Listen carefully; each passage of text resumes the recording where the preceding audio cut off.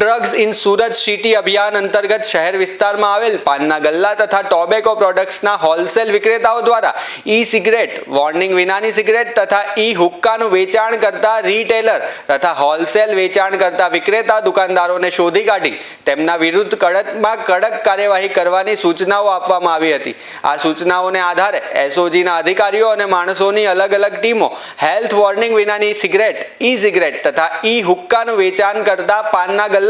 તથા tobacco પ્રોડક્ટના wholesale દુકાનદારો પર ચાંપતી નજર રાખવામાં આવી રહી હતી। દરમિયાન મળેલ બાતમીના આધારે મોમનાવાડ સલાબતપુરા ખાતે આવેલ દુકાન નંબર 3 2535 તૈયાર પાન સેન્ટર નામની દુકાનમાં રેડ કરી હતી અને ત્યાંથી ગુલામ મોઇનુદ્દીન, ગુલામ સાબિર રાજભરાનાઓને ઝડપી પાડ્યા હતા। તેમણે દુકાનમાંથી ગેરકાયદે રીતે વેચાણ કરવા રાખેલ અલગ અલગ કંપનીની ઈ સિગારેટ નંગ 14 જે તમામની કુલ્લે કિંમત 3.60,000ની મતાનો મુદ્દામાલ કબજે કરી આરોપીઓની વિરુદ્ધમાં ગુનો નોંધી આગળની તપાસ હાથ ધરવામાં આવી છે।